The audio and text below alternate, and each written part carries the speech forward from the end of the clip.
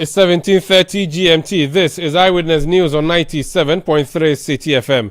I am Umaru Sanda Amadu. Tonight, I'm here with Ejibi Wiafe Akintin. And coming up over the next 90 minutes. There was no formal information on the weather available to the pilots along the flight route. Witnesses reported poor visibility due to fog and rain at Brofuyedru and its environs. Lack of critical avionics safety systems identified as one of the challenges with the crashed helicopter that claimed the lives of 8 as the investigative team presents its report to the public. We have more on what the findings and recommendations are. Also coming up, Economic and Organized Crimes Office Ioku arrests former Bust boss Edwin Provençal at the Kotoka International Airport. And later on Eyewitness News, declare defiance of a resolution of this parliament. And it is time that the Honorable Afeyomakin be put in his proper place. Majority Leader Mahama Ayariga reports Minority Leader Alexander Afeyomakin to the Speaker of Parliament for further referral to the Privileges Committee for allegedly defying a decision on the delegation to the ECOWAS Parliament. Stay with 97.3 Citi FM for more on this and many other stories on Eyewitness News. And in business, some banks begin scrapping 3% fee on FX cash withdrawals.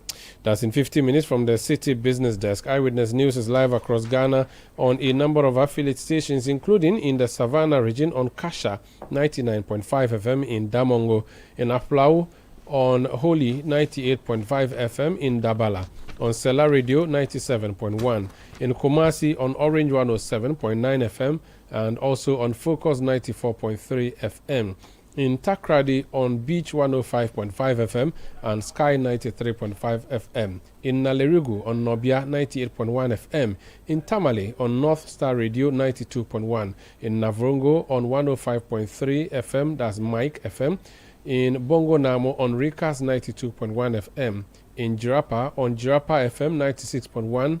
And in Nadoli on Tumpani Radio 88.5 FM. We are also live on YouTube, live on Facebook, and interactive. Join us with your messages 0549 986 996, 0549 986 996, or go on Twitter, now known as X, and send messages by mentioning my handle at Umaru Sanda or at Citi973. This is Eyewitness News on 97.3 Citi FM. Ejubi has our first story. The investigative committee probing the August 6 helicopter crash has stated that the accident was caused by a sudden loss of altitude and lift due to a downdraft. This was disclosed by a member of the committee and aviation expert, Captain Paul Fodjo, earlier today. The tragic incident, which occurred in the Dambia Forest Reserve in the Adansia Krofom district, claimed the lives of 8 persons, including 2 ministers of state. Captain Fodjo explained that the aircraft encountered abrupt environmental changes while flying over high terrain, which resulted in the crash. In the southern Ghana was poor on the day, which delayed departure for about an hour. In Accra, conditions were misty, with visibility of about 5 to 7 kilometers and very low clouds starting at only 700 to 1100 feet above the ground. While the situation improved slightly later in the morning, the early hours were dominated by haze and overcast skies. In Kumasi, the weather was worse, with drizzle reducing visibility to around 4 kilometers and heavy, low clouds sitting just 600 to 900 feet above the ground. Only Accra and Kumasi Aerodrome were available. Only Accra and Kumasi Aerodrome weather were available.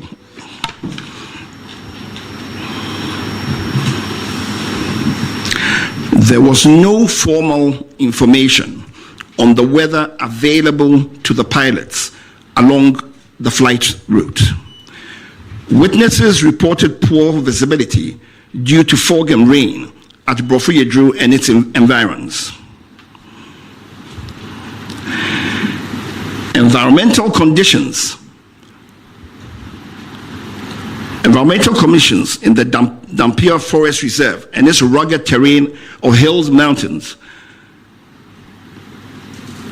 created conditions such that over such rugged terrain, you can have turbulence, downdraft, and other phenomena.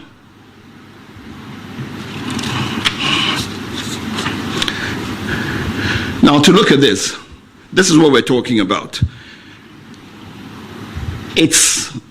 This is a known aviation phenomena when you have such rugged territory. And what ends up happening is turbulent wind currents occur usually around ridgelines, mountains, and hills, and can generate sink rates in excess of 1,000 feet a minute in moderate wind conditions. These sink conditions can often exist well above the barrier that induces the eddies.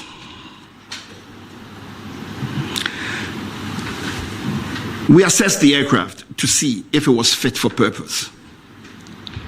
The helicopter entered the Ghana Air Force Service in May 2015, having been manufactured in 2012, and it reached its 10-year service threshold on 18th May 2025. Aircrafts have periodic checks to make sure that they are fit for service. The Air Force has 25-hour checks, 50-hour checks, and 100-hour checks. The 10-year check for the helicopter is what was mandated for this helicopter. Now, as is usual, an operator, in this case Ghana Air Force, requested from the manufacturer an extension. And it's normal, happens in civil flying, happens with any type of flying. The manufacturer gave a 90-day extension to 18th August 2025. And basically, the helicopter met all the basic safety requirements. That notwithstanding, it sort of met a 100-hour check. So the Air Force also did a 100-hour check on the helicopter before the flight. The aircraft on the day was declared serviceable and duly signed off by both the engineers and the captain. The flight data report indicates that the helicopter was in good working condition. The helicopter, however, did not have some avionic safety enhancements.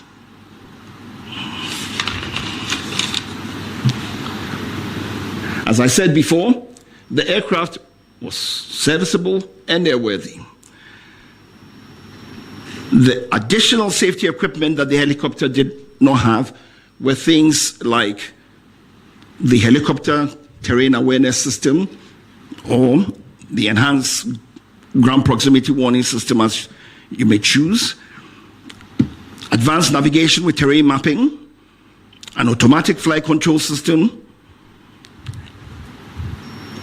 And I would say that these safety equipment would have enhanced situational awareness. For instance, it didn't have an autopilot. That's advanced, the automatic flight control system, so that the crew had to manually fly the plane. So it sort of increases workload. Typically, you want to have a plane that has an autopilot. All the civil planes use autopilots, and the workload on the pilots is very low. It gives you the chance to do things and to think easily, and so on and so forth. Despite all this, the aircraft was in a good condition to fly and met all safety requirements.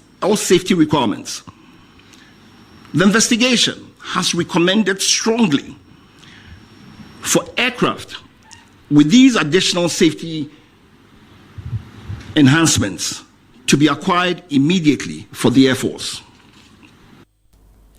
Captain Paul Fojo also clarified that the crew operating the helicopter were in good health and well rested, dismissing rumors that they were unfit at the time of the flight. It helps to say here that in Ghana Air Force, there are flying limitations for the crew. You have 10 hours per week maximum, 60 2 hours maximum per month. Before flight, it's also accepted that if you've had a rest of 8 hours, you've had enough rest and you can go to work. They had in excess of 24 hours rest. You heard Captain Paul Fojo, and he is a member of the August 6 helicopter crash investigative team and an aviation expert. This Eyewitness News on 97.3 Citi FM. We are coming to you from our studios in Accra.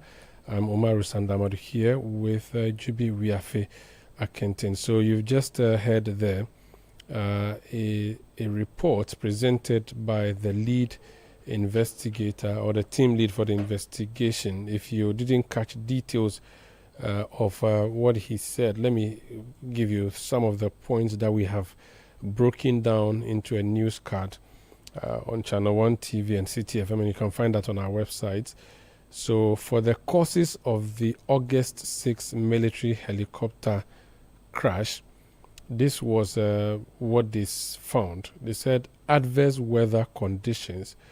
Now, more specifically, the findings said there was poor visibility, there was fog, drizzle, and low clouds over southern and middle Ghana, particularly around Kumasi and Brofriedo, created unsafe flight conditions. That's under adverse weather conditions. Now, another cause was lack of weather information. It says there was no formal weather update or flight route information provided to the pilot before departure. Another cause, downdraft and environmental factors.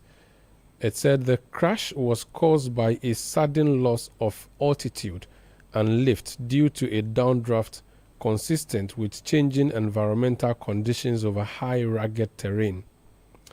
Then another cause, limited navigational aids.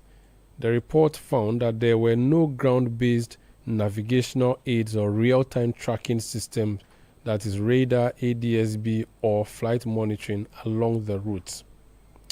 Another cause was aircraft limitations, and it says though the helicopter was airworthy and had passed its 100-hour check, it lacked critical avionic safety systems such as terrain awareness and warning system, enhanced ground proximity warning systems, advanced navigation with terrain mapping, and automatic flight control system, also known as autopilot. Now, the committee went on to make some recommendations, and in the report, it summarizes as such. It says modernize the Ghana Air Force fleet with aircraft equipped with terrain awareness and modern navigation systems. Install cockpit voice and flight data recorders, audio-visual capable types on all aircraft. Invest in simulator training for pilots to improve preparedness for adverse weather and terrain conditions. Contract certified aviation weather providers for accurate real-time route forecasts. Develop national en route navigational aids, especially in remote areas. Establish flight data monitoring and tracking systems for real-time aircraft surveillance. And acquire and modernize ground support equipment to improve operational safety. So that is what the committee has found, which was presented yesterday to National Security. Subsequent to that, they presented it to the public. Let me go on the phone line and speak to someone who understands these things. Wing Commander retired Patrick Nelson Sogbojo is joining us on the line. Sir, you're welcome to Eyewitness News.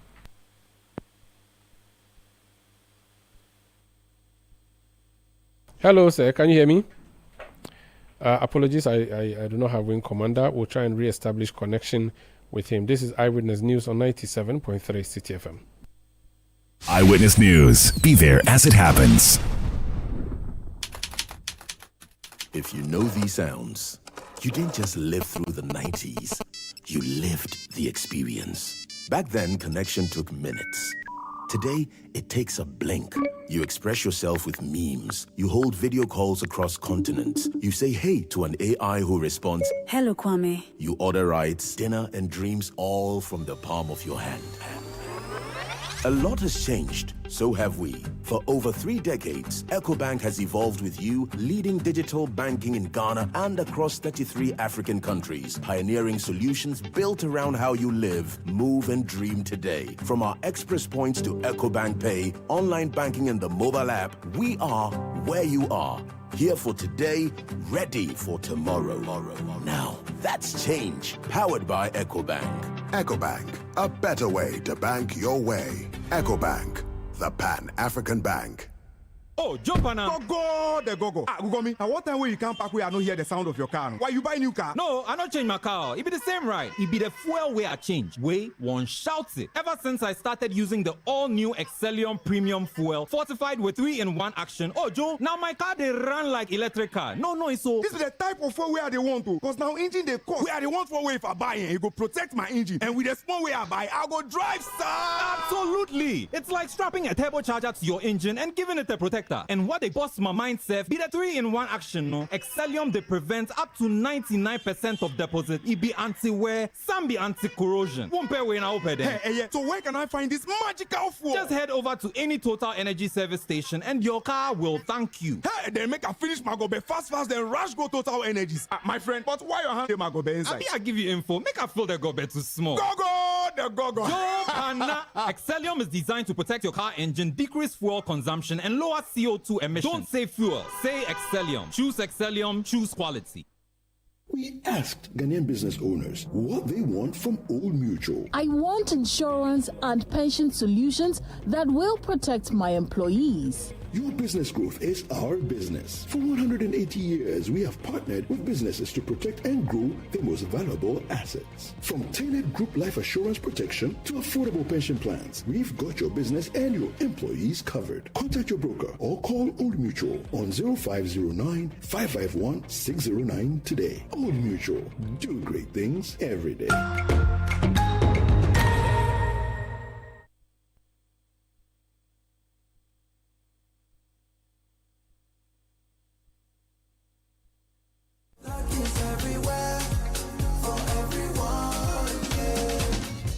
Season is back, but this time I am collecting the wins like jollof at a wedding.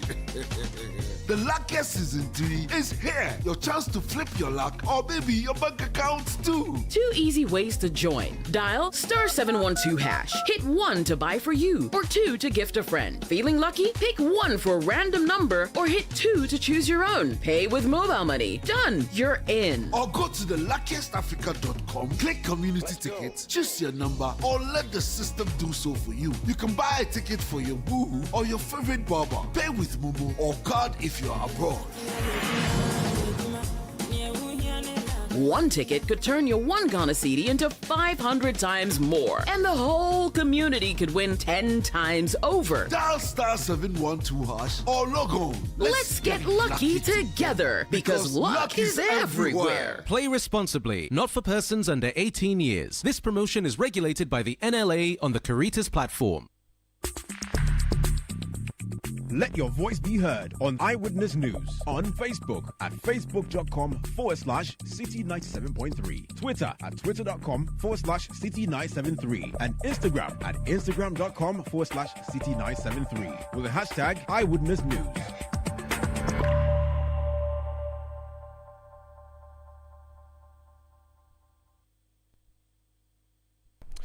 You're welcome back. This is Eyewitness News on 97.3 Citi FM. We are coming to you from our studios in Accra. I'm Omaru Sandamadu here with the Jubi Wiafia Kente. Let me bring some of the messages you've sent in reaction to the report that was released following investigations on the crashed helicopter. Kapol Jr. in Hafomim says the account leads to the core point that someone slept on the job, which led to the fatal accident. They must be implicated and sanctioned. Abi National in Wa says, in fact, Mahama Yariga's showed that truly a leader, he should keep it up. Okay. This one says the helicopter crash committee's finding highlights critical safety issues that demand urgent attention. Their recommendations should be taken seriously to prevent future accidents. Implementing these measures will enhance safety protocols. That's a message coming from Mausi Ibi Aista in Abotia 30 in the Volta region. This one from Daniela Palyok in Sandema. He says, as a nation, we must draw vital lessons from this incident to prevent future occurrences. Okro Yebua from Breman Benin says, the report about the aircraft crash is too scanty. The government should publish the entire report for us to know the kind of communication that went on before the accident. Jones Adboinla says, we request the president, I think commend you went to say, we commend the president for making this report available to all Ghanaians. My only prayer is the recommendations will not be overlooked. May their souls continue to rest in peace. You can send your message to 0549 986 996 0549 986 996. Ejubi. Majority Leader Mahama Ayariga has petitioned the Speaker of Parliament to refer Minority Leader Alexander Apenyomarkin to the Privileges Committee. He alleges that Apenyomarkin defied a parliamentary resolution that replaced him on Ghana's delegation to the ECOWAS Parliament. Ayariga explained that the ECOWAS Parliament initially declined to swear in Ghana's delegation after Apenyomarkin showed up despite his replacement. He said it took a threat from Ghana to withdraw from ECOWAS before the delegation was eventually sworn in. In his petition to the Speaker, Ayariga described the Minority Leader's actions as a breach of parliamentary privilege and called for disciplinary action. Of a resolution of this Parliament.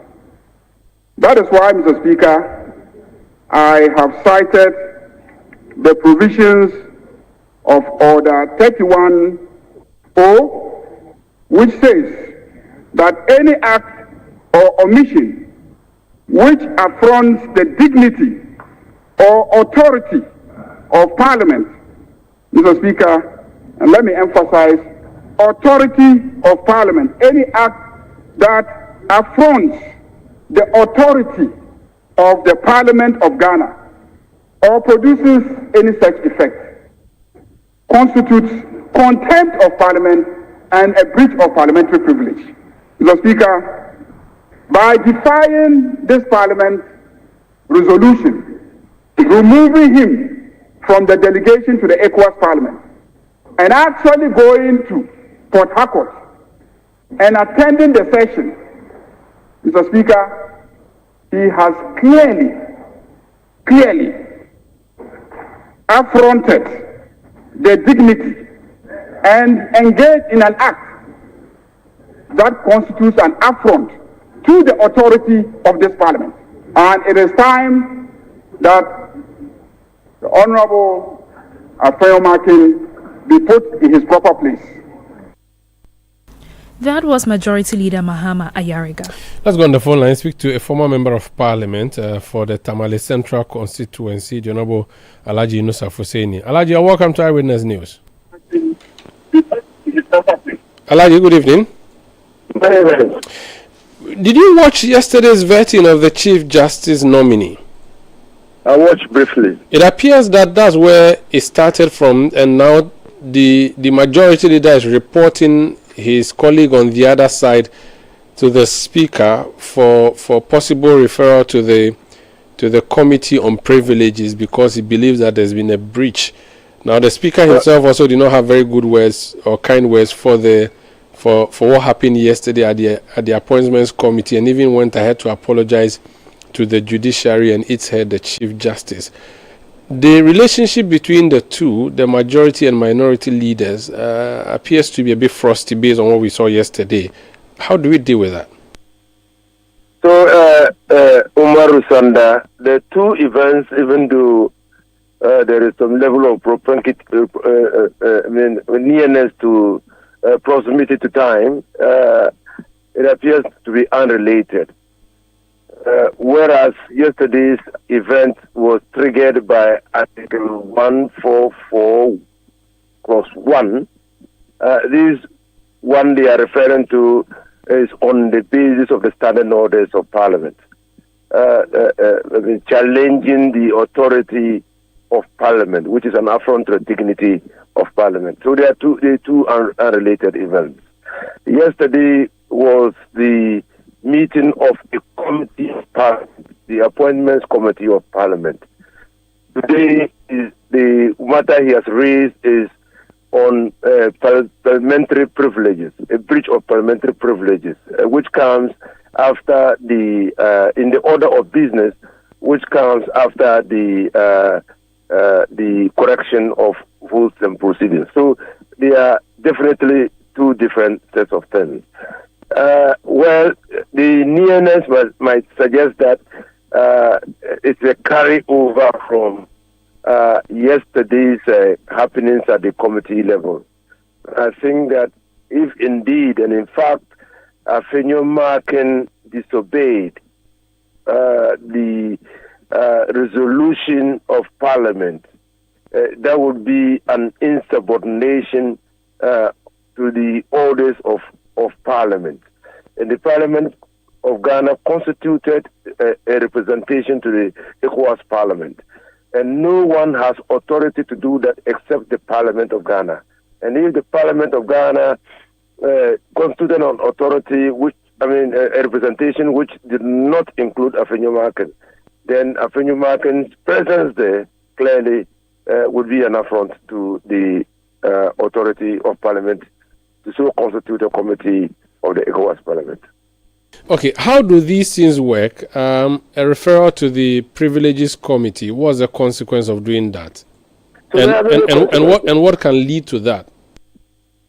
Yeah, so if if the conduct of a member of Parliament is a subject matter of concern by another member of Parliament, which leads to the invocation of the relevant orders of Parliament for his conduct to be referred to the Privileges Committee, and that referral is done by the Speaker, then the Privileges Committee will be seized of the facts and then will inquire into the conduct of the Member of Parliament. The least punishment that he can get from the Privileges Committee is a recommendation that he be reprimanded. The most severe sanction is an expulsion from Parliament. Okay, now the ECOWAS Parliament, how does it work? The House decides who should go, and if the person is withdrawn, okay, how does a person qualify to be part of the ECOWAS Parliament if they are a member of Parliament here, and at what time can the person be said not to go? So, ECOWAS Parliament, just like the constitution of committees of Parliament, is part of the functions of the Parliament of the Republic of Ghana. And so if the committee responsible for putting together the committees of Parliament, including the committee of Parliament that will represent the Parliament at the ECOWAS Parliament or the AU Parliament, that composition is done. In some instances, there's a guide. They might say the minority leader, the majority leader, the whip. There might be a guide. The committee might include a woman and all those things. So there might be a guide. In some cases, it is a discretion of Parliament. And Parliament will work within the leaders of the committee to constitute that committee and be brought before the plenary for adoption. And so if the committee is so discussed and established by Parliament, it will be foolhardy on any member of Parliament to challenge the authority of Parliament, because that would have been the work of the committee that constitutes these committees of Parliament will be adopted by a resolution of Parliament, and so it becomes an act of Parliament, and with a small a act of Parliament. And so anybody who challenges that will be challenging the authority of Parliament to so constitute the committee. Okay, now you have said that what happened yesterday is not necessarily connected in any way with what happened today. Of course, that's the truth. I was just trying to look at a pattern that yesterday we saw the majority leader and some of the comments he made against the minority leader, or what he believed was the minority leader's conduct.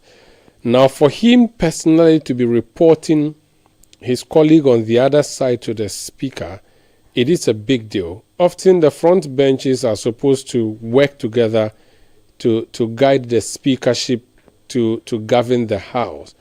But where one leader is reporting the other, clearly it means there's a breakdown of consultations or understanding between the two sides, and that's what I wanted you to comment on. Yes. So you see whether it should get to this. Yes, I'm listening. Yes, so whether it should get to where it has gotten to. No, leadership of the House did not take up arms against each other. They work with the Speaker to maintain discipline in the House. So ordinarily, leaders of the House, you don't see them, apart from engaging in debate and theatrics on the floor of the House, you hardly see them taking the fight to each other. But Parliament has changed substantially. I mean, the Parliament has changed from the days that we were in Parliament. And so I'm not surprised. A leader of the House would not ordinarily bring himself within the ambit of the law to excite or motivate another member of Parliament to raise a matter of breach of conduct, parliamentary privilege by that leader. Because you have to lead and set the example. And so where the leader refuses, fails, or neglects to set that example, then he opens himself to the complaint, like the complaint filed by Honorable Mama Yerga. But the difference actually is Mama Yerga, Honorable Mama Yerga, the majority leader, and Honorable Afenyo Markin, the minority leader, have a responsibility by virtue of the offices they occupy in Parliament to ensure that the sanctity, dignity, and respect for Parliament is maintained at all times. This inheres in the office that they occupy. And so for a leader of a caucus to willfully disobey and the authority of Parliament and actually take steps to manifest that disobedience, it's a serious matter.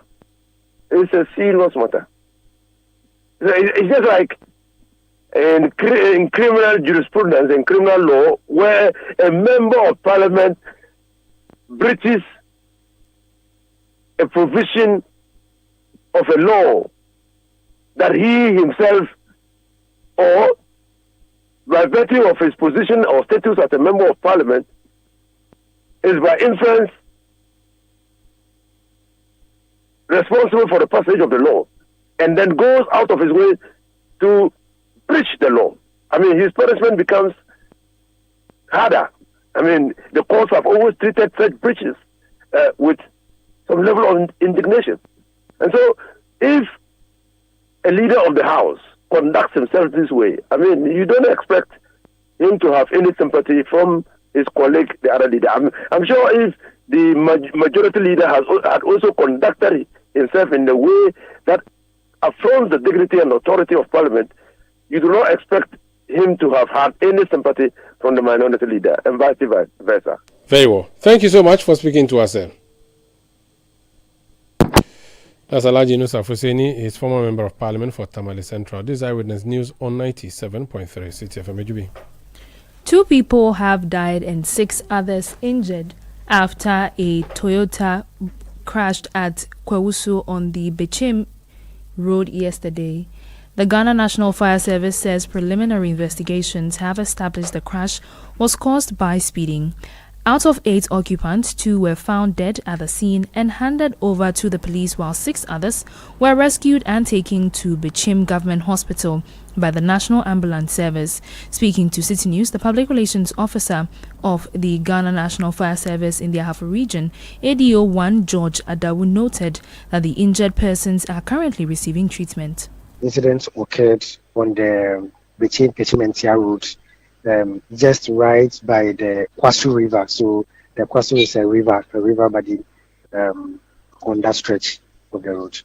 The cause of the accident has been attributed to overspeeding, and then when the crew got to the incident scene, we observed that one Voxy Toyota that was heading from Kechiman to Goso on that stretch had one of the rear tire burst, Currently, we have out of the 8, 2 are dead. 2 died on the spot.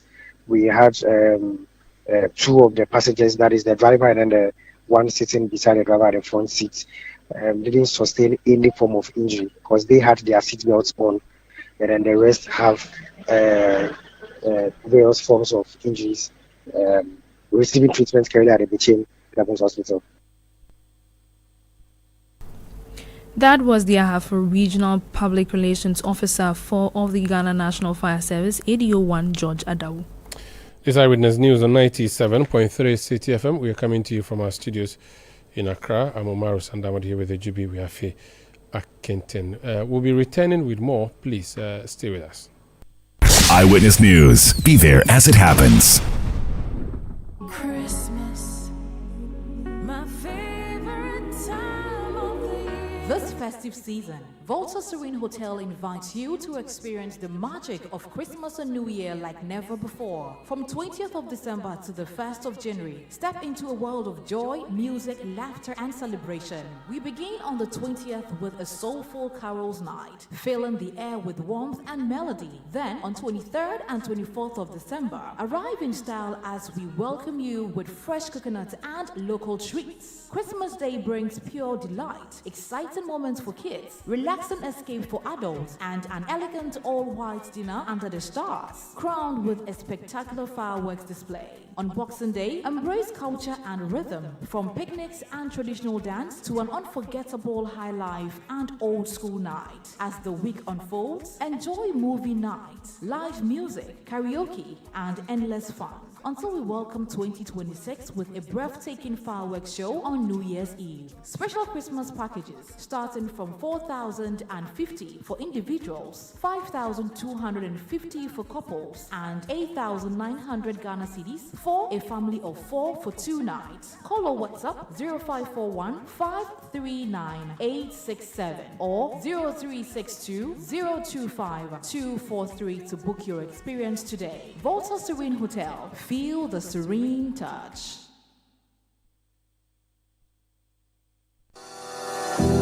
Your family's health should never be a worry, no matter where you are in the world. Are you a Ghanaian in the diaspora, a foreign resident in Ghana, or a Ghanaian looking for the perfect health insurance plan for yourself or your family in Ghana? Then the Apex Ebusiapa Health Cover is what you need. A comprehensive health insurance plan to protect your loved ones. From hospital stays to life-saving treatments, we ensure quality healthcare at an affordable cost. Apex Ebusiapa Health Cover. You don't just send love home, you secure it. Visit Apex Health Insurance at Zion House, Boundary Road, Shashi East Legon, or call 0540-128-256 or 0501-683912. Apex Ebusiapa Health Plan. Global love, local care. My hands are champion, creating temptation. 100% natural kibo. Ginger, garlic, onion. No salt, no MSG. No preservatives. Steam them natural. Chicken, fish, and meat. Yes, Kibo 3 100% natural ginger garlic onion powder. Incredible aroma. Champion taste. This advert is FDA approved. Ginger, garlic, and onion. 3-in-1 Kibo. Dreaming big, thinking Africa. UBA Ghana's got your back. For business growth and expansion. UBA Ghana's got your back. With a 6 billion after loan facility. UBA Ghana's got your back. With POPs, send and receive money anywhere. UBA Ghana's got your back. UBA Ghana has got your back. With the 6 billion after loan facility, your business can grow, export, and trade across the continent. And with POPs, send and receive money across Africa instantly. Now live on Leo, your 247 digital banking buddy. UBA Ghana. Connecting you to Africa's opportunities. UBA. Africa's global bank. UBA Ghana's got your back. Eyewitness News. Be there as it happens. You're welcome back. This is Eyewitness News on 97.3 CTF. Let's go back to the big story we've been bringing you tonight, which is the submission of the publication of the report of the committee that investigated the helicopter crash that claimed the lives of 6. Let's speak to Wing Commander retired Patrick Nelson Sogboji. We spoke to him during the accident, and now that the report is out, we want to ask him what he makes of it. Sir, you're welcome to Eyewitness News. Thank you for your listening. I don't know if you listened to the report today, but if you haven't, I'll summarize for you what the causes were based on the committee. They said there were adverse... I think they've done a comprehensive job. Oh, they have? They have done but there were a few things which maybe one has to look at. I mean, at the time of the accident, we were looking at, and I kept saying that we should find out what happened for the aircraft to lose height. And then, fortunately, the airplane had been exonerated, the pilots exonerated. Now, the third factor was weather, which nobody has control over the weather. And instant weathers can generate, and depends on your training, your qualification to be able to affect it, and the kind of instruments you have. That is all. But I think it's on the fault of the pilots or the aircraft. If we're looking for someone to blame still, then the only person we can blame is the environment, correct? Thank you. Okay. What about if we decide to go further and say that the maintenance of the aircraft is to blame, or the lack thereof? So if you look at the causes of the accident, they say that the aircraft had some limitations. They said the aircraft was airworthy. However, it lacked critical avionic safety systems such as the terrain awareness. I got that point. Yes. I got that. So can we not say that if we had installed these things, the plane would not have crashed, or the aircraft would not have crashed? No, sir. You can still have them and say crash. How? Weather is weather. The enhancement he's talking about, these planes have been flying all over the years. And by the time he was being trained, I was trained outside the country. At that time, flight simulators and not, and we used what they call link trainers. And when he was also being trained, well, of course, the head of the commission, Akron, flew the same plane I flew. You may have every type of instrument on the airplane. Accidents are accidents. I hope you understand me. In that small helicopter, you can't fit all the gadgets inside. And moreover, when you go to buy an airplane, planes are not made for the air forces and the civil. They are the same. It depends on the gadgets you want. They will be fitted and you pay for it. It's like buying a car. I want certain gadgets inside a car. They are extra. But what we have in these helicopters does not debar them to fly in all weather conditions in this country. It's what they've been doing over the years. So it doesn't really matter if they didn't have them. It was just purely an upwind downstruck which struck the aircraft and it went down. So should we say that this avionic system that has been talked about is considered just an additional enhancement? Yes, they are additional when you are buying the aircraft. So it's not supposed to be, it's not a foundational part of the aircraft? It's not standard. I mean, for example, this Z9, some of them fly just over the sea. What you may need to fly over forest is different from what you may need to fly on the sea. So you request that particular type to be put there, and they'll put it and charge you. So there's no standard equipment aboard the aircraft. So what he's talking about is very, very modern equipment. And this equipment he mentioned could not have averted the crash being weather. That's interesting because I noticed that in the recommendations they make, that comes up for mention. So in trying to prevent this, and the reason for recommendation obviously would be to prevent. And so they talk about modernize the Ghana Air Force fleet with aircraft equipped with terrain awareness and modern navigation systems. Now, that presupposes that if we do this, we'll prevent a future crash. And they even talk about installing cockpit voice and flight data recorders and so on. Well, there will be enhancement, but let me ask you a question. This very Z9 or other Mi-10s we have, they've been flying this country all over. Have you had any incident? No. What is recommended are enhancements. But the capability, airworthiness of the aircraft is what we are talking about. If the aircraft is not airworthy, the pilot will not fly it. From here to Obuasi, it doesn't need all kinds of these gadgets before you can get to Obuasi.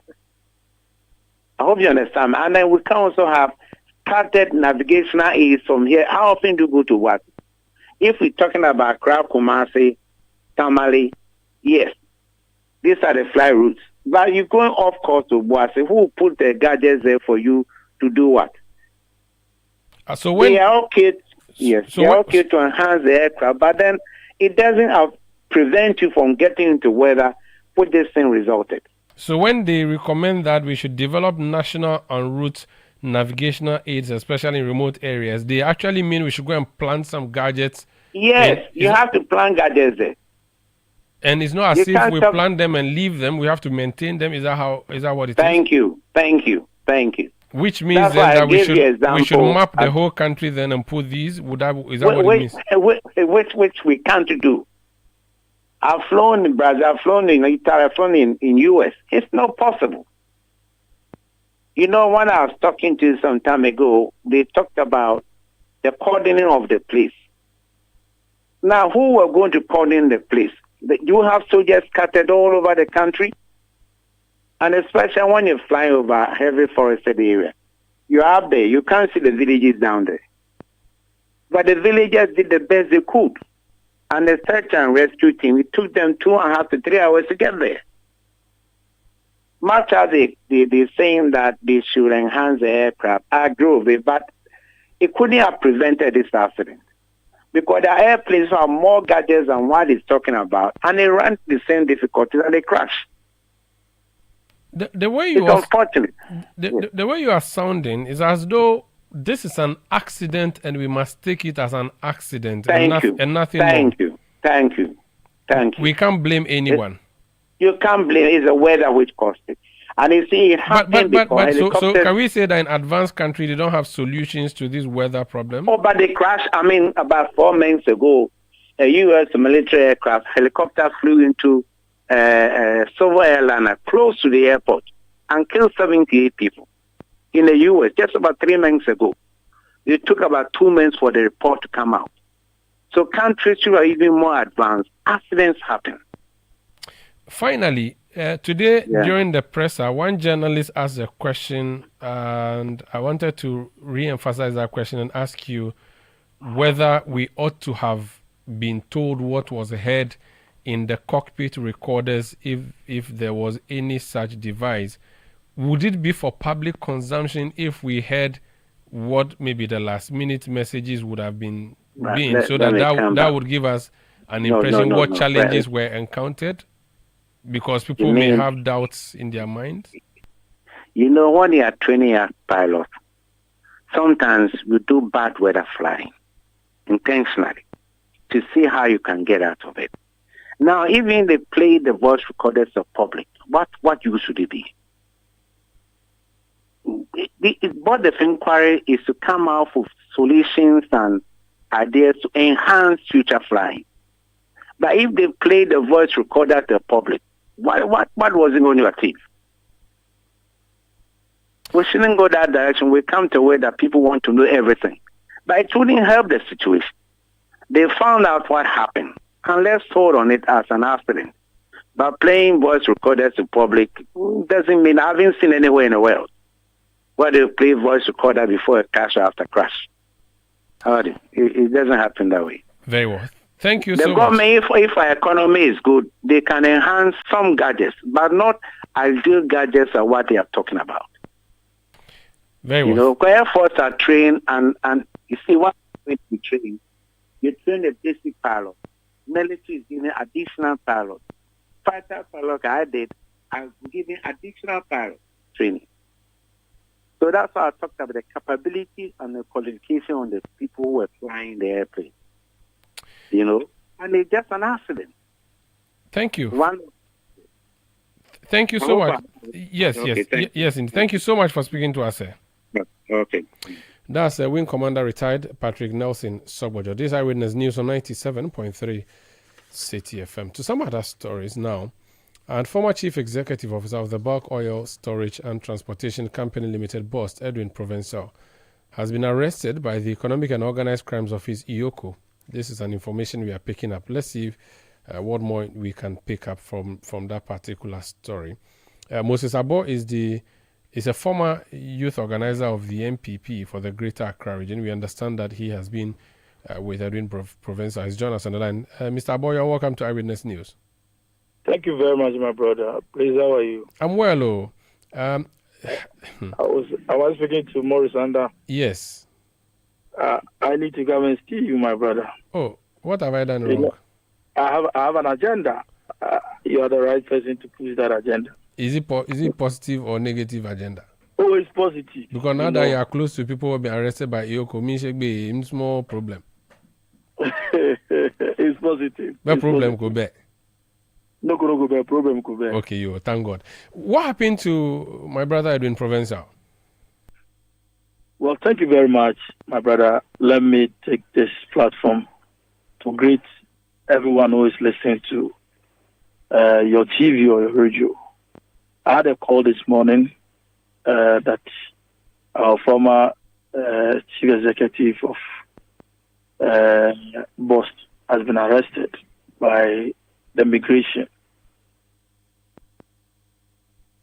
Immigration. So this immigration because he was at Kotoka, we are told. Yeah, he was at Kotoka. Hello. Sorry, I lost you briefly.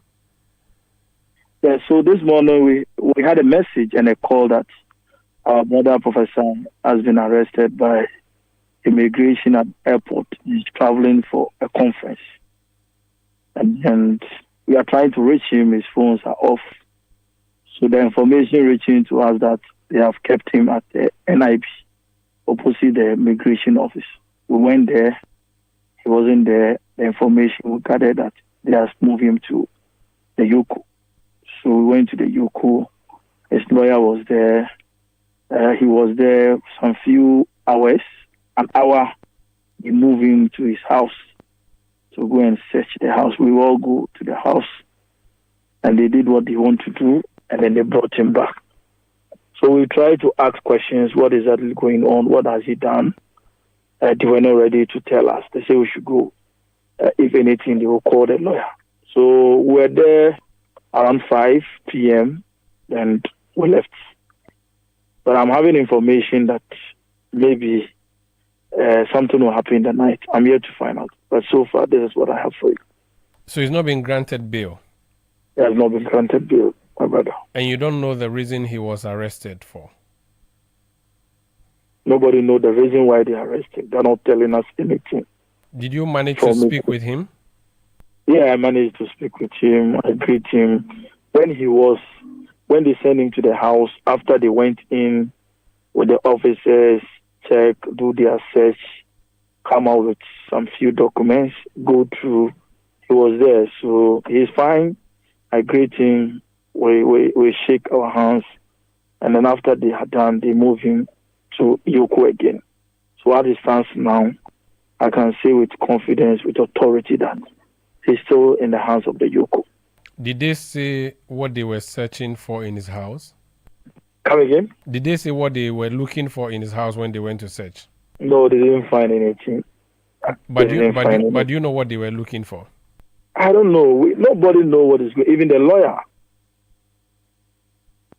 Yoko, they have not even questioned him. They haven't written his statement.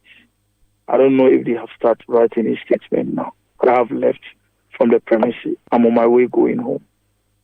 I'll follow up tomorrow and see what exactly is in the matter. Now, the next and last question I have for you is whether or not you know whether he was told not to travel before he attempted to travel last night. Because we were told he was going to Maputo, Mozambique when he was arrested. Do you know whether he was put on a stop list prior to last night, which he tried to defy, or he did not know that he was needed? Oh, the Edward Prophesy, I know.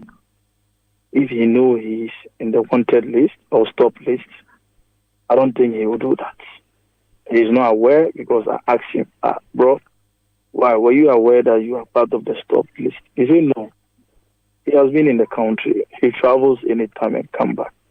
So if he's aware or someone has even prompted him, But he has a message that maybe my brother, you can't travel, he won't go because he respects the law.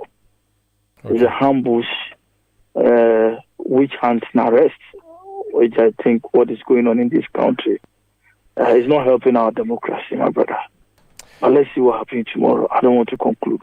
Thank you so much for speaking to us. You're welcome, my brother. That's Moses Abo, his former NPP Greater Accra Regional Youth Organizer. This is Eyewitness News on 97.3 Citi FM. Point Blank is next, but that would be before business news. Stay with us.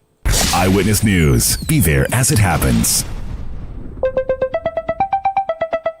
Who is calling me this odd hour? Hello. Good evening, Kwame.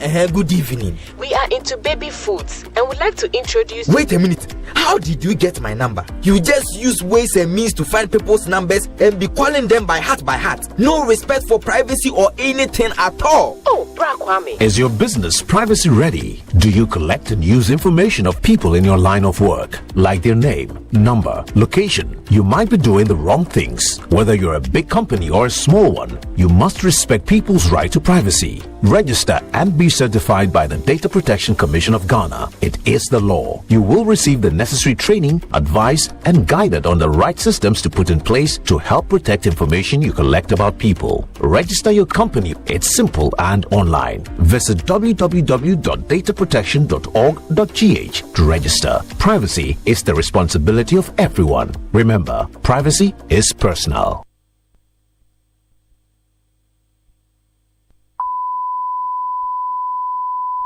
Experience the biggest blackout deals starting from 13th to 30th November at Milcom stores.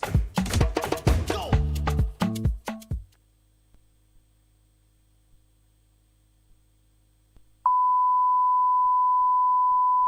Experience the biggest blackout deals starting from 13th to 30th November at Milcom stores. Go! Je m'appelle. Je m'appelle. Je m'appelle. Mappé. Et Mappé. Hey, Asamo. French idiot. This is midi croissant. Meet Aja. She makes sobolo in a small shop in Kaswa. She's going places with MTN Ejumapa. Now, she's learning French kakra to teach her francophone customers indigenous recipes. Watashi no namae wa. Watashi no na. My boy. Whoa. She's learning Japanese too? Watash. What? If you're a woman with a small business, join MTN Ejumapa today by dialing *5060# and enjoy 150 megabytes data, a lifestyle bundle for social media, free MTN to MTN calls every Monday, and an insurance cover. You will also gain access to expert training, discounts on digital tools, and financial support to grow the business of your dreams. Terms and conditions apply. MTN. Eyewitness News. Be there as it happens. Get the details. Every significant financial transaction, every market movement, and all the policies that affect your business. Citi Business News. Be informed. Time now for Citi Business News on Eyewitness News. I am Ijubi Biafe Akenting. Let's settle for the details. Some commercial banks have begun reversing the 3% charge on foreign exchange cash withdrawals. Fidelity Bank is among the first to announce the removal of the over-the-counter withdrawal fee on FX cash transactions to ease costs for customers who regularly deal in foreign currency. The 3% charge was originally introduced to offset operational and cash handling expenses, but in recent months, the fee has faced strong criticism from customers who saw it as an extra burden on forex transactions. It's expected that more banks will follow suit in the coming weeks. Away from that, government says the 2026 budget will introduce fresh economic measures to grow, transform, and build the Ghanaian economy with a renewed focus on the private sector. The policies form part of President John Dramani Mahama's resetting Ghana agenda through improved policy coordination and stronger public-private partnerships. Deputy Presidential Spokesperson Shamima Muslim acknowledged the resilience and sacrifice of private sector players in helping stabilize the economy and that the government is committed to supporting businesses as key partners in national development. Inflation now stands at 8% with record trade balance. The bank has stabilized the cedi and strengthened investor confidence. The bank's reforms now anchor a resilient financial system, a firm foundation for currency stability and sustained growth. Ghana is on course. Thursday the 13th, the Minister of Finance, Atu Forson, will be presenting the 2026 budget statement. He shared a statement on his social media, and I quote, "Through your resilience and sacrifice, we have stabilized the economy. Now it is time to grow, to transform, and to build the Ghana we want together." Shamima Muslim is Deputy Presidential Spokesperson speaking at the Africa Best Business Awards on behalf of Chief of Staff Julius Deborah, where several local businesses were awarded for their contribution to the economy. MTN Ghana has launched a Sustainability Week with the introduction of a new biodegradable SIM card. The SIM, made from eco-friendly materials, decomposes naturally within 3 to 6 months and about a year and a half under landfill conditions. MTN Ghana CEO Stephen Blewett says the move forms part of the company's efforts to reduce plastic waste and promote environmental sustainability. At a very fast pace. These trends demand that both public and private sectors work together to build a resilient economy and achieve the SDGs, the Sustainable Development Goals. It is gratifying to see some traction in this direction in Ghana as well. And we adore what's being done by the Ministry of Energy and the Ministry of State in addressing climate change initiatives. We also are ensuring we align to the global frameworks that are ongoing, and the GSC has set out some guidelines which we are also ensuring we follow. It's very important for me as the CEO and for us as a company that ESG is at the front and center of the core of everything we do. We need to, in the way we communicate, the way we put out our results, more upweight what we do in ESG. Stephen Blewett is MTN Ghana CEO. And that's all for Citi Business News on Eyewitness News. I am Ejubi Wiafe Akenti. Up next is Point Blank. The Association of Ghana Industries, in collaborations with Ministry of Trade, Agribusiness and Industry and Ghana Standards Authority, presents the 14th AGI Ghana Industry and Quality Awards. Theme: creating a conducive business environment and quality standards for industrial competitiveness in a 24-hour economy. Guest of honor: His Excellency John Dramani Mahama, President of the Republic of Ghana. Date: Saturday, November 29th, 6 p.m. at the Grand Arena, Accra International Conference Center. Major sponsors: Gasem, Softcare, Regulus, Promacidor, Olam Agri, Wilma Africa, Qualiplast, B5 Plus, Syntex Tank, GCB Bank, Guel, Nestle, Activa Insurance, Arcadia, Petrosol. Co-sponsors: Casapreco, Coca-Cola, Accra Brewery, Guinness Ghana, Sleek Garment, Vortic, Apple Pie, Multitrade, Adiza. For tickets, you can call 0244 499 101. Be part of this excitement. Flight 715 is now boarding. Welcome to the Stanbic Bank app that makes you live a lot more like topping up my electricity before ECG do me yawa. That's smart. And you have to send mom money. Forgot? Easy. We'll just transfer from the app. We are about to take off. Okay, let me also enable my travel notice. It was that easy, huh? Complete. Now I can use my card abroad without it getting declined. Hey, you forgot to pay your water bill. The guys are outside to disconnect. Wait a minute. Water bill payment? Done. Why you lucky? Charlie, my Stanbic Bank app sorting me back to back. Level up and do more with the Stanbic Bank app. Download now on Google Play and Apple App Store. Visit stanbicbank.com.gh or call 0302 815 789 to get started. Stanbic Bank. Oh, jump on now. Go, the go. Google me. At what time when you come back, we are not hear the sound of your car? Why you buy new car? No, I not change my car. It be the same ride. It be the fuel way I change. Way one shouts it. Ever since I started using the all-new Excellium Premium Fuel, fortified with 3-in-1 action. Oh, Joe, now my car they run like electric car. No, it's so. This is the type of fuel where they want to. Because now engine they cost. Where they want for way if I buy it, it go protect my engine. And with the small way I buy, I go drive, sir. Absolutely. It's like strapping a turbocharger to your engine and giving it a protector. And what they boss my mind self be the 3-in-1 action, no? Excellium they prevent up to 99% of deposit. It be anti-wear, some be anti-corrosion. Won't pay when I open them. Hey, so where can I find this magical fuel? Just head over to any Total Energy service station and your car will thank you. Hey, then make a finish my go be fast, then rush go Total Energies. My friend, but why your hand my go be inside? I give you info. Make a feel the go be too small. The go. Yo, Pana. Excellium is designed to protect your car engine, decrease fuel consumption, and lower CO2 emissions. Don't say fuel, say Excellium. Choose Excellium, choose quality. Are you feeling tired after a hard day's work? Have you lost your appetite even for your favorite dish? Viral Blood Tonic is a nutritionally balanced, pleasant-tasting tonic fortified with iron and vitamins to boost your appetite and energy levels for high performance. Viral Blood Tonic, easy to take and good for the family. Viral from Danex Iting Starwin PLC. If symptoms persist after 48 hours, consult a physician. This advert is FDA approved. Make a choice. Go for it. You need support to achieve. A new verse awaits you, the Republic Verse, where you're treated as uniquely as you are. Succeed, thrive, outshine yourself.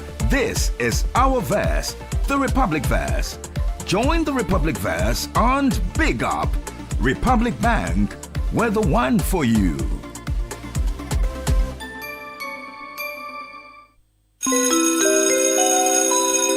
Announcing Ghana's first unlimited photocopier leasing. Yes, from just 983 Ghana cedis, you can lease a multifunctional photocopier and print unlimited. Yes, unlimited and free paper every month. Guess what? That's not all. Toners, repairs, and maintenance all are free. And oh, I'm not kidding at all. And we cover the whole country. Yes, the whole country. What are you waiting for? Just visit us at www.valexlease.com or call 0244 644048.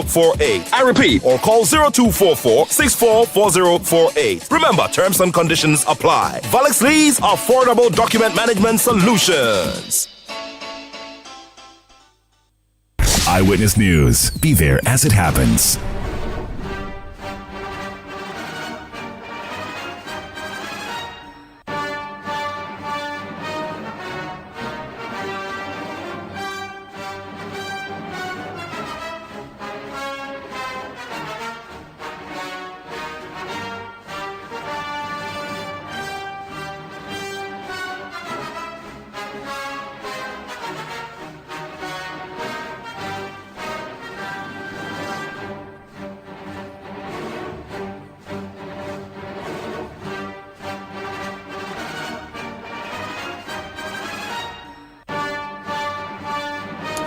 This is Point Blank on Eyewitness News. I am Umaru Sandamar. Tonight on Point Blank, we are going to Daboya Mankaregu, the man who was elected by the people of that constituency in the Savannah region is Shaibu Mahama. Now, he came to Parliament and they gave him additional responsibilities, chairperson of the Constitutional and Legal Affairs Committee. But he's also a member of a committee that was a subject of controversy yesterday, the Appointments Committee. He's my guest on Point Blank. Honorable Shaibu Mahama, you're welcome to Point Blank. Thank you, Omaru, and my first time in your brand new studios. Yes, it's beautiful. Huh? Yeah, it's a recent agenda. We are following you. You know. Don't let somebody take you on. Oh no! The president said we are all reset. Don't let my learned senior Fenyo take you on. I beg you. I don't want trouble. Yesterday, when he led his team out, I saw you also get up, carry your books. So I said, "Oh, are you also walking out alongside the minority, only to see that you have gone to do a U-turn and sit on their seats?" Yes, so I mean exactly. So we needed to occupy the seats, and to set a tone for the proper business of the House. Indeed, 2-3 hours of non-far, as we call it in ONA level. It was non-far when critical legal matters were raised. Yes, raised at the wrong time and at the wrong forum. How so? I mean, you see, our rules, we are governed by rules and regulations in the House of Parliament. Whatever we do at plenary is the same rules and regulations that govern us when we get to the committee level. And so nothing changes. What changes is a chair, and the chair sits in the stead of the speaker. And so it's the same procedure. So what you cannot do on the floor of Parliament, you don't transfer that to at committee level. What can you not do? Can you not make a submission and say that based on what we have said, we don't want to be part of this quote and unquote criminality, so we are walking out? That would have been simple. Yeah, but that's what they try to do. No. If they did that, I mean, that would have been straightforward. So you were frustrating his attempt to speak to Ghanaians, and that you were heckling and you were editing his speech for him, which he had struggled to edit. I mean, even added a touch of Shakespeare in the Macbeth. You shot all of that, decided to stress him, disrupt him. The business of the Appointments Committee is to vet and pull out the qualities of a person or a nominee that the president has put across. Come and read long literature, impugn the integrity of members who haven't got an opportunity. So it's for good reason that the laws frown upon. Do not mention any person, a name of any person, commission or committee who hasn't got the opportunity to defend itself or himself. And so clear rules.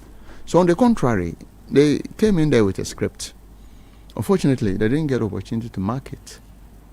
And you ended up marking it for them. Yeah, we just told them that script cannot be marked as far as the present circumstance is concerned. And that was what happened. He said it amounted to gagging, and that you were sitting on the rights of the minority to be heard, which is a key fundamental expectation of a parliamentary democracy. You can always be heard, but you will be heard in the manner that is akin to obeying rules and regulations, because we are governed by two important booklets: the Standing Orders of Parliament and the Constitution of Ghana. Someone said to me yesterday that he was surprised you were acting, and I mean the NDC side, you were acting the way you were acting because the issues were being put to the foremost member of Ghana's judiciary. He was sitting there. He has been Supreme Court judge for 17 years. He's been judge for many years, decades. He could have answered for himself all the issues that were raised. Why don't you let him respond? Why, especially when he was sitting there? Why do you have to try and defend him when he could defend himself? Perhaps even better than all of you could do for him. Unfortunately, all what he was reading out were not directed to the nominee who was seated there. Indeed, let me put on record that the vetting process is a constitutional process, and nobody, no institution can stop Parliament from performing a constitutional duty, except where there's an injunction on a process that Parliament will respect a court order. As of the time we were seated to vet, there was no such injunction. And so there was nothing to prevent us from going ahead with a mandate that Parliament has bestowed on us. That's the first one. Secondly, we never gagged anybody. Everything that he sought to say yesterday was to impugn the integrity of either the Attorney General, who cannot have the opportunity to respond, or the very learned Justice Borman, who was seated right there and chaired a commission, a constitutional commission. Committee, yes, he was impugning the integrity of such people. And the laws frown on that. So all we sought to do was to tell him that, look, live within the remit of what the committee beyond appointments has given you, period. We are told that a lot of things happen behind the scenes, and that what we see on the TV is a very minute percentage of the main work you do at the back. Did you not have all these conversations behind the scenes before coming before the cameras and, like you said, wasting 3 hours of our time? So we had conversations. We remember that, preliminary comments and remarks are not part of our rule books. They are just conventions that we think which you have adopted and so it's allowed. Yeah, they are conventions. And so because they are conventions, there's no particular formula. But what is clear is that even though we had met to say that these are the rules, we have said consistently that we will not give time limit to leadership. But be reasonable enough to keep. We have chiefs and other people who have come to sit to listen to wisdom, to listen to what the nominee has for Ghanaians and in the role that is coming to play. So do not unnecessarily keep them waiting. Those were things we agreed on. And we agreed that he will make his preliminary comments.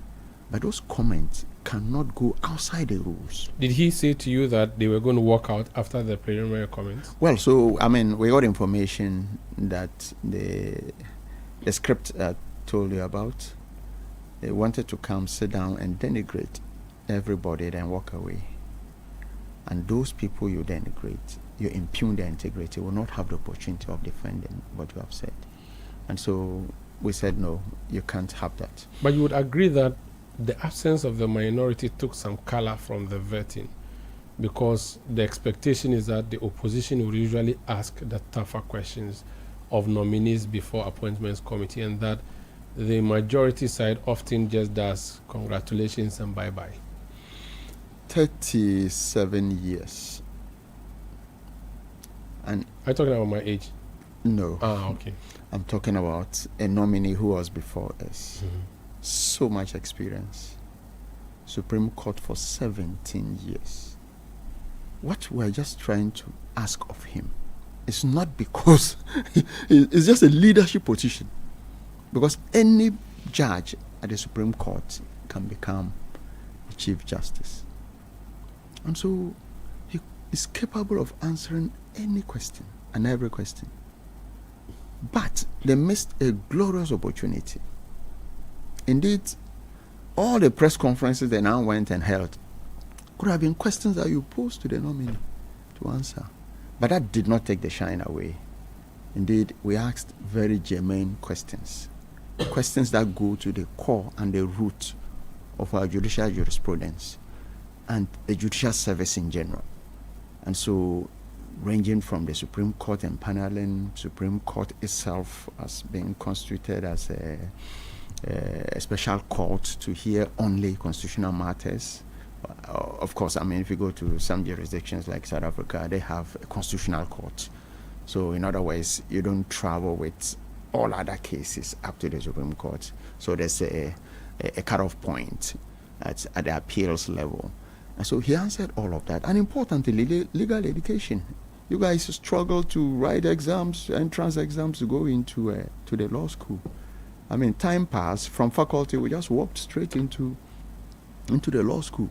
There was no barrier. There's no barrier. You just walked. Once you pass at the faculty, then you move on straight into the law school. But look at the barrier, the backlog of cases. More than 15,000 graduates, LLB students are waiting to get into the. And these are important questions that we asked of him. So your own estimation of how he fared as a member of the legal fraternity and a member of the committee was absolutely brilliant. You see, sometimes it's not about personality or asking about personal things of a person, but about his ability. A 68-year-old man was emphasizing on AI. So you can imagine the vision. Says he wants to use AI. We all know that the human element in paneling judges has become a big issue. And so he says, well, in some jurisdictions, he's heard that, we can use AI. And that was a question I asked. How he was going to take off that suspicion and that element that you empanel judges to sit on cases that will favor a government in power. Take note that Supreme Court judges all over the world appointed by presidents, and so he brought up the issue of AI. Using AI to empanel judges, very, very critical and important, and then also extending sittings of the court. And that's why he talked about, sitting up to 9th. 9th doesn't mean 12 a.m. or 1 a.m. 24-hour court system. Yes, absolutely. And so it's very innovative stuff that he delivered to us yesterday. You are also a member of another committee of Parliament, Constitutional Legal Affairs. So you deal with legislations that are either brought outside or within the House. Is that the plan? Yes. Are there some big legislative instruments that we should be looking out for? The one on our environment and forest, is it before your committee, or once it is laid, nobody can touch it, so it just goes through? No, so it rather get to us when Parliament is seized with the matter. Okay. In other words, when the ministry or the executive bring we have two forms of bills actually. We have the private members bill and then the bills emanating from the executive. Okay, so normally those will be from the ministries, departments, and agencies, but they will have to be routed through the sector minister. Okay, so once that is brought and laid, and then Parliament is now seized with the matter, then Parliament refers that to the subject matter committee and, of course, Constitutional and Legal Affairs. Prior to this sitting, it used to just be leadership of Constitutional and Legal, but I had an extensive discussion with Mr. Speaker on this. Mr. Speaker has agreed in principle that the entire membership of Constitutional and Legal Affairs Committee of Parliament will be part of that. Okay. So the current bills that we are looking at and anticipating to see is the critical one of legal education. Okay. But it's yet to go through cabinet for it to even come before. Yes, it's gone through cabinet already. It's just the AG signals me that I've got a draft copy of that anyway. Signals me that will be laid before we go on recess in December. In practice, how is it going to be like? Is it that there will be no entrance exams? Yes. Like you said you used to have in your days? Yeah. So there will be no entrance exams. The critics of that system say that you're going to allow, pardon my language, quote and unquote, chaff to go through.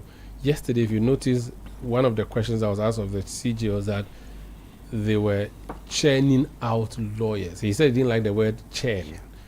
Now, the thinking and the critics say that when you do that, you have essentially lowered the bar for everybody to pass through. No. So you see, it's because they have not appreciated what the concept is about. So we're saying that, like accounting, we are accountants by profession. You sit anywhere, everywhere in the world, and you write either your ACCA or whatever. See, if you go to the US, it's the same system. Now, the new system will be to accredit some universities to train the students, just like Makola would have trained them. And then there's now a general exam. So if you accredit KNUST, UPSA, UDS, UCC, University of Ghana, to train both the theory and the practical. So all the things that you would have learned at the law school, Makola, you will do that at the various faculties. And then there's a general examination for everybody. Is that examination not going to be the same as the Makola exam? No, but it's not entry. Yeah, but it's exit, which is... Yes. No, that one is entry. Yeah, I'm saying that. This is exit. The new one is going to be exit. Yeah, this is exit which exam. Is a bar exam. Yes. And it can be as problematic as the entrance exams. No. Whatever it is. Because if the entrance has rejected people, so many people, then the exit could also... The entrance has rejected people, not because they do not know. It has rejected people because of space. Okay. That's structural. Okay. So now that and so people who are capable of getting into the law school by merit Because you have a limit to it, you have restricted them. Okay. And it's not because they don't know. Okay. Tell me, I mean, how many universities would spend 3 years in training an LLB student? First class students fail. Yes, and you take 5 minutes to to examine. It's even worse when we had a interview. And in 2018, I mean, we had to summon the General Legal Counsel to the Subsidiary Legislation Committee to explain to us why they are still holding on to interviews. And we saw that system was so corrupt. Discriminatory. Absolutely. I mean, gone are the days where, what's it called? A certain lecturer, I don't want to mention names, will ask you to wake up in advocacy class and tell who you are, who your parents are, whether they've done law and the rest of it. To prove whether you merit to be. These are long gone. Where we treated law as if it was a court, it belongs to a certain class or category of people. That is long gone. The new reforms that we want to put will put that will bury that completely. Okay. And so whether you're from Kulungungu, Hafasini, whatever, once you can get in and pass the bar exam, you become a lawyer. Very well. Another thing happening in Parliament today, your front bench is now at war, quote and unquote, with the front bench of the minority. Listening to, Mama Yarga make the announcement he made today that he's hoping that Penyoma can be referred to the Privileges Committee. Should you not be doing more diplomacy? Well, I mean, because this would be said that you are further, stifling minority views. If you follow diplomacy up to a certain point and it's not working, I mean, you just have to push it to the wall. Is that what's happening? Yeah, I think so. I think that will give in a lot of room for some of these things to move on. Sometimes we spend 2, 3, 4 hours, I mean, just arguing over procedure when government business is sitting and waiting. The whole afternoon, we've been talking. Mr. Speaker had calls to say that we cannot come and sit and be talking about procedure every day, as if we are now new students who have gotten into a level 100 to learn what the university system is. You put those procedures there and said that you abide by them. So if they have to be tested all the time. Well, but we don't turn the chamber into a courtroom where you have 2 lawyers arguing over a case. No.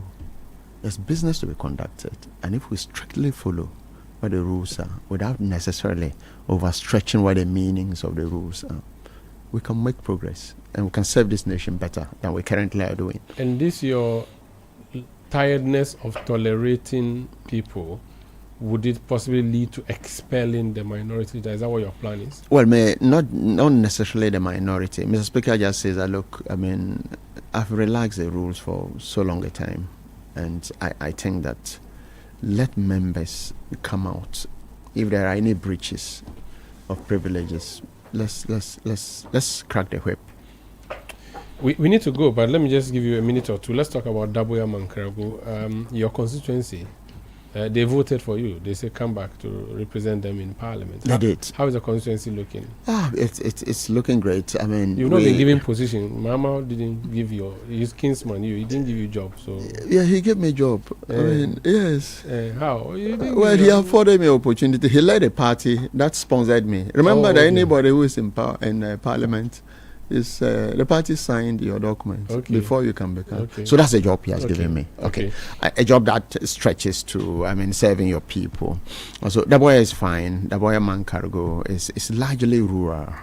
I mean, nearly 60% of the constituency is rural. Wow. We still have about illiteracy rate is still quite high, and so it was carved out of the then Damango Daboya constituency, and so.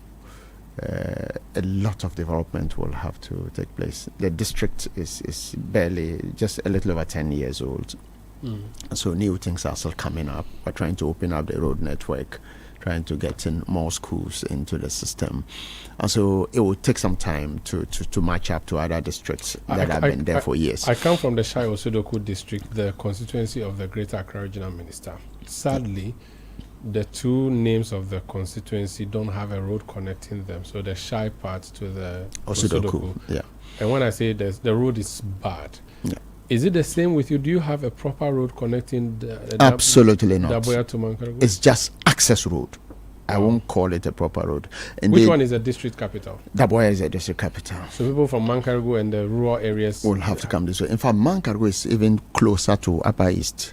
So we share a border with Yagaba Kubora. Oh, and so that's how far you are. Yes, okay. I mean so wide from the Boya to the other side of Tamango. Yeah, from to northeast side of Damongo, okay, where the capital is. Okay. So we share a border with Tolon Kumbungu, we share a border with Yagaba, we share a border with Yape Kusogo, and we share a border with Damongo. Interesting. You are very large. Yes, absolutely wide. From one point to the other is over 100 kilometers. Wow. Yeah, wow. Connecting That's 3 about hours of journey. Connecting about 53 villages. In some cases, I mean, you go to streams and then the rest of that. So it's quite a difficult. I mean, please make a difference. Leave something before you get. I mean, I don't know. I mean, not saying leave a mark before 2028. Absolutely. So that if you want to go ask for their vote, my father has been the paramount chief of that community for over 40 years. Okay. And so it's a community that is ours. Yeah, so you must build it. We must both as a prince and an MP. Absolutely, we must build that community. We wish you all the best, and thank you so much for joining us, Honorable. Was grateful, and I mean, it's a pleasure to see your beautiful studio. I think we'll bring you again. I would love to come back again. That's if you also bring us to your chamber. No, we will. As for a chamber, you are there. Our beautiful chamber. yes. Thank you so much, Honorable. Thank you. And this member of Parliament for Dabuya Mankaragu joining us for Point Blank tonight. He is the chairperson of the Constitutional Legal Affairs Committee of Parliament, a member of the Appointments Committee. That's it for Eyewitness News tonight. I'm Omar Rusanda Amado. I did this with Jubi Afia Kentin. Technical production by Desmond Nyakun. Content production by Beverly London, Kwabena Wilson, and Fred Tete Jabano. Jumano Usu and his new media team help us on the social media side of things. We'll be back tomorrow at 17:30 GMT. Thank you for listening and have a good night. Citi News. We speak first. Reach our hotline on 0302 224959 and get interactive on Facebook, Citi 97.3 FM, and on Twitter at Citi 973.